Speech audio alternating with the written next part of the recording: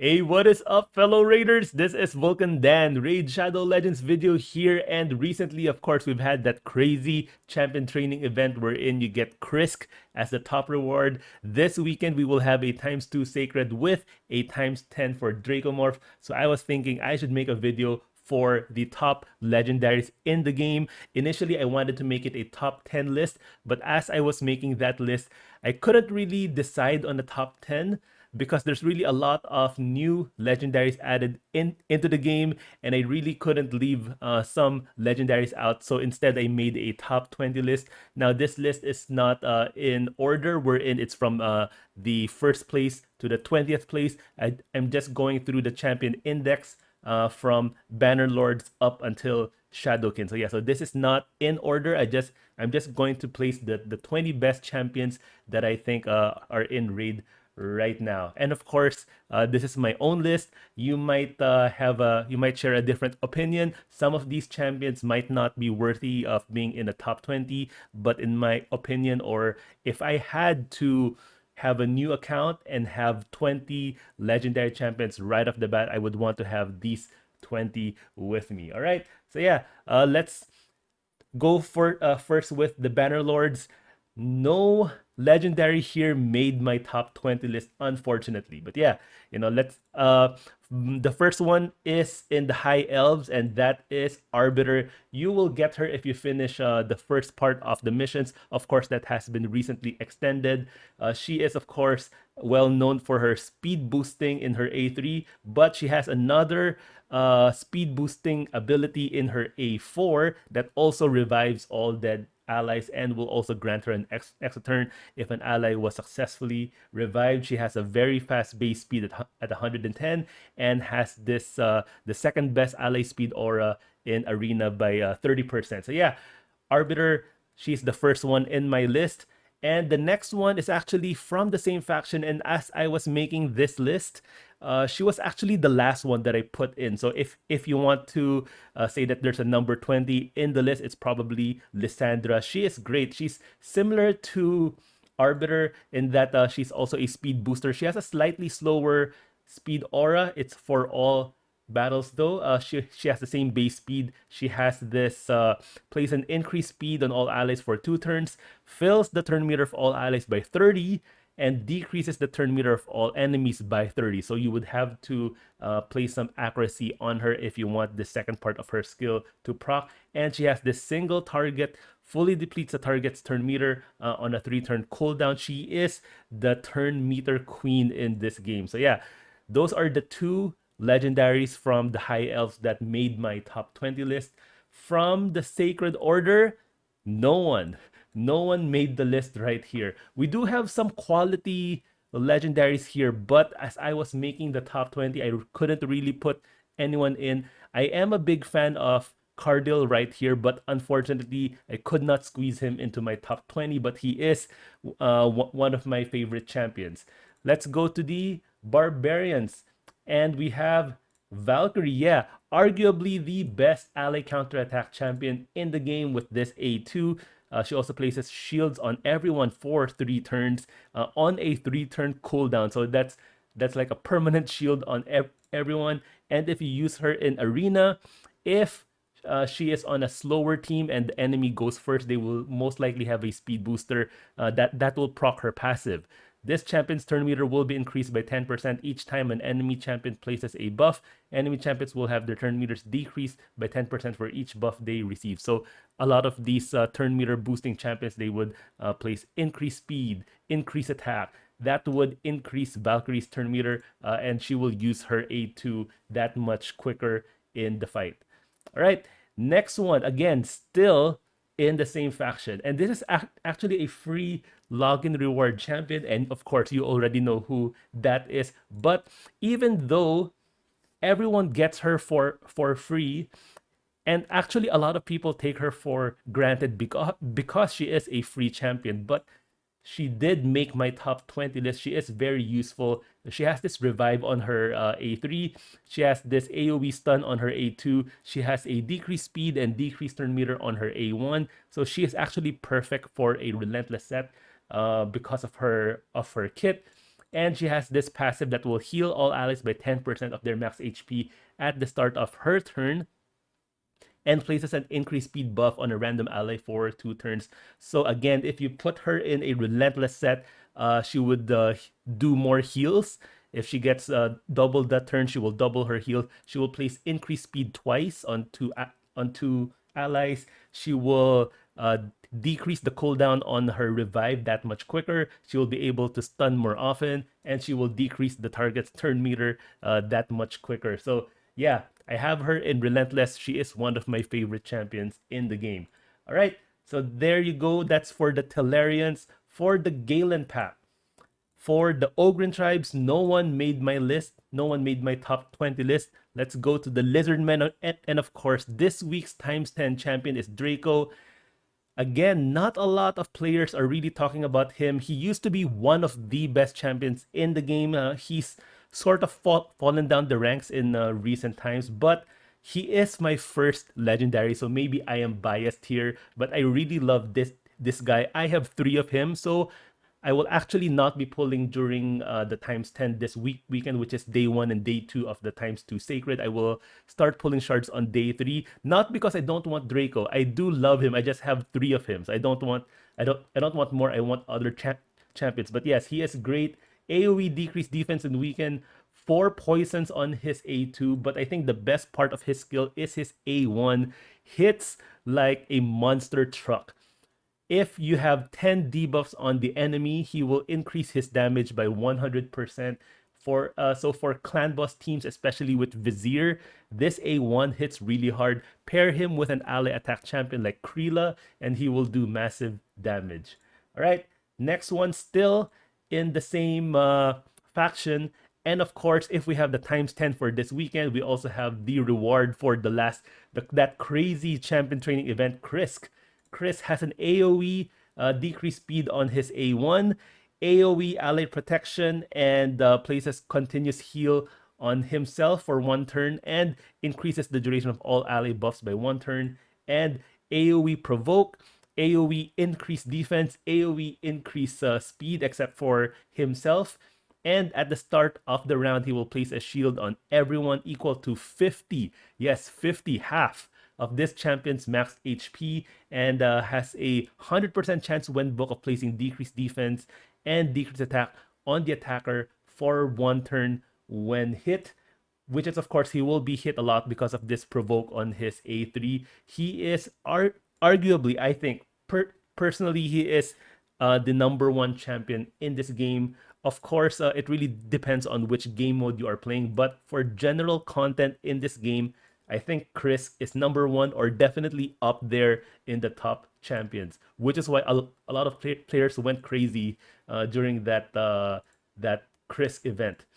For the Skinwalkers, we have one Lion Guy, Leorius. Yeah, this is the new and improved skull crown with the unkillable before he receives a fatal hit, but his damage will also increase as his HP decreases. So of course, Skull Crown does not have this part of that passive. Has an AoE on his A3, AoE on his A2. He hits really hard, and of course, if his A2 is not on cooldown, he is immune to all crowd control effects. That's crazy. Yeah, he's excellent. I would really love to have him. He's a void legendary as a free-to-play player. As you can see here, I just have 2 out of these skinwalkers. But yeah, we'll see. Maybe we'll get him someday. Orcs. I think you know which one of these guys is in my top 20 list. Actually, for the Orcs, a lot of the champions here are really subpar. They could really use some buffs. But actually, I think the ones that are highlighted here are 3 of the best orcs in this game. And the best one, I think, is Warlord right here. Yeah, of course, he's well known for this A3. When booked, it's an AoE 100% chance to put each target skills on cooldown. Basically, if he goes first, everyone is stuck doing their A1s because all of their skills are on cooldown, especially if the enemy skills are on long cooldowns, 5 turns, 4 turns. yeah, they're stuck. They're stuck using their A1. Also, has a 50% chance when book, no, 60% chance when book of fully depleting each target's turn meter. He's great. And if that's not enough, he has a block debuff and shield and the heal on his A2. So yeah, he's just excellent. He's definitely there as one of the top champions in the game, maybe the top champion for Arena. All right. So that's for the Galen pack. For the corrupted, these four factions right here actually have the most uh champions in my top 20 legendary list. Let's start with the demons one, of course. Prince Kymor, I don't have him. I would really love to have him. He has this increased ally speed in arena battles by 30%, similar to Arbiter. He's crazy. Well known for his A3, resets the cooldown of all skills of all allies, then fills the turn meter of all allies except this champion by 20%. Then a full debuff, full buff removal and a sleep on his A2. And of course, he has this AoE A1, but he's really well known for this A3 and his A2. Would really love to have him. I would pair him with my Sifi in Tag Arena. But yeah, looking forward to that day. And still in the same faction, we have Kandrafon. Yes, this guy, he's crazy because whenever he has perfect veil, he will increase his own damage by 40%, decrease the damage he takes by 40%, and of course has this huge AoE on his A2. And then whenever he kills an enemy, he will get an extra turn. He will go straight into his A1, so deactivate his this A3 right here. You don't really need that. Assuming, of course, you have someone placing perfect veil on this guy, like a Duchess, which is of course in the same faction. Yeah, he will go straight into his A1 that places an extra hit if the target is under any buff. A2 and A1 really great for arena paired with his passive. Speaking of Duchess, that's the next one in this faction. Pair him with Duchess, whether it's for arena, for faction wars. These two will clean shop. Yeah, Duchess, of course, has this crazy passive that decreases the damage taken by all allies from AoE attacks by 25%, 15% from bosses. So for arena and for just regular PvE content, this gal right here will keep everyone alive. Also has this very flexible aura, increase ally speed in all battles by 19%, has a full team revive with 70% HP, places a veil on them, and continuous heal, and places block debuff, increase attack, and perfect veil on everyone, which is why she's great to pair with Kandrafon, because she places veil on her A2, places veil on her A3 whenever she revives, also places shields on herself and another ally with her A1. So it really, whenever you see a Duchess, it makes you will know that you'll have a very hard time killing that team right there. All right, so yeah, 3 champions from the Demon Spawn in my top 20 list. From the Undead Horde, we have Sifi. Sifi has this 100% chance of placing a sleep for 1 turn if the target's turn meter is equal to or above 50%, and this debuff cannot be resisted, so you don't need to build her with any accuracy. Then what stats do you need to build her with? Just a lot of speed. Speed. Yeah, she has this block debuff on all allies for 2 turns, fills their turn meter by 10%, increased defense, increased speed, crazy A2 right there, and a revive on her A3. Now, this revive is only a single target revive, but that will give that champion a full turn meter. So this is also a really great skill. Also, similar to Syl, she heals all allies by 10% of their max HP at the start of their turn. So it's a little bit different, but still a nice heal there. And has a 50% chance when book of removing freeze and fear from each ally at the start of the turn, and removes all debuffs from Rhodos the Lost Groom at the start of their turn if they're on the same team. Yeah, so really great champion right there. Next one, still in the same faction, is Necrot. I have 2 of these of this guy. Very fortunate as a free-to-play player to pull two of these. He is great for arena because even before the enemy even gets their turn, he will place block, debuff, strengthen, and ally protect on the champion with the lowest max HP. And he also does this same skill on his A3. And whenever an ally is attacked while under ally protection, which is of course placed by this passive and this A3 right here, places a shield on that ally equal to 30% of this champion's max HP for 2 turns. So most likely that champion would be your nuker, a very squishy one. Necrot will make sure that your nuker stays alive, will not be stunned, will not be provoked, will have shield, will have ally protection, and will have strengthen. Yeah, really makes it very hard to kill. So that squishy nuker is now suddenly a tank that when that nuker finally gets his or her turn, will win the arena fight for you. Also has an ally attack on his A2 that will team up with the allies that have ally protection.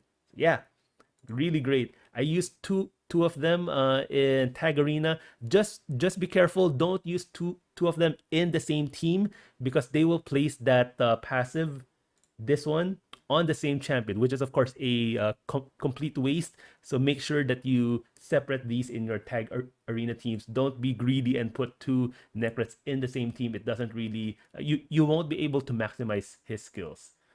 All right, next one is the Dark Elf is Lydia. Yeah, Lydia has this decreased defense and weaken on her A2, similar to Draco, but also places buff strengthen and increased speed on everyone. Has this poison sensitivity, block buffs, and block active skill on her A3, and chance to place fear on her A1, and increases the duration of poison sensitivity on her A1 as well. And really the unique part of her skill of her kit is her passive. She will deny enemy revive attempts, and whenever the enemy tries to revive, she will actually revive her own dead allies. So that's crazy. You can also use her in Ice Golem. She will block revive, and yeah, so she did make it to my top 20 list. Knights Revenant, we have one champion here, and that is Hegemon. I don't have him. I would really love again to have this guy, especially for arena. He will start, of course, he will always go first in each round, and he will use this A2 crippling cold, places decrease attack and block active skill for 2 turns. You can build him with stun, with provoke. You can build him with high damage. This passive right here is what makes him crazy paired with this A2. Yeah, Hegemon, still very elusive. It's very hard to get void legendaries in this game. Dwarves. We have quite a few dwarves here. First is Trenda. I don't have her. Yeah. I don't have a lot of these champions. That is the reality of a free-to-play player. Trenda is great because simply she just hits hard.